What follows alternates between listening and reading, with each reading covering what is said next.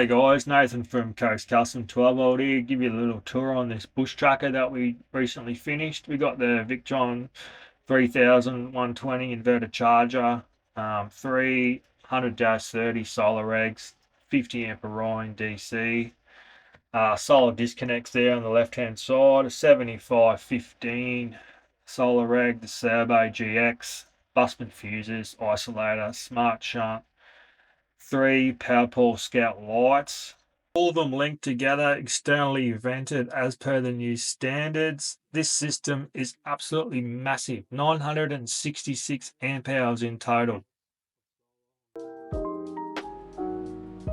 Hey guys, just give you the rundown on the solar that we installed on this bush tracker caravan. So what we did, where we split it up into 4 different arrays. So we got 400 watts on either side of the aircon unit.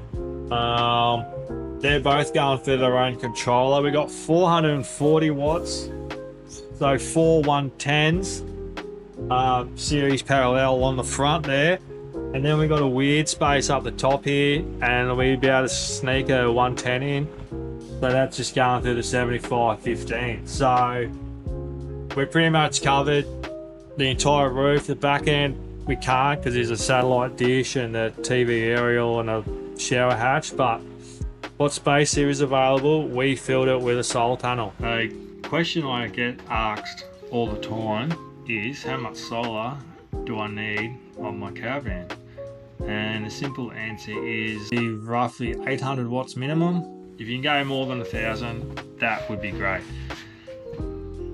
Regarding the lithium batteries, if you want to run your aircon, induction cooker and all the gear, you're looking sort of 600 amps. This bush tracker here, we managed to get 966 amp hours of PowerPaul batteries, so 3 Scout lights, and on the roof we got 1360 watts of Exotronic panels. We only managed to get that much on because the owner actually removed one of the overhead windows that was above the bed, so we can actually squeeze 440 watts in that place that the window took up. So this thing's got no issues recharging or running the aircon, especially on overcast days like it is now. It's drizzly rain. Yeah, we're still putting in 350, 400 watts at the moment. Oh no, I'm putting more in now. We're almost up to 1,000 watts, and it's overcast outside.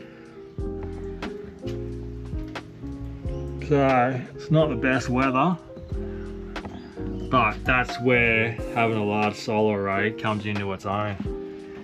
If you've got any questions, feel free to get in touch with us, either email or by phone. And yeah, we'll see you on the next one.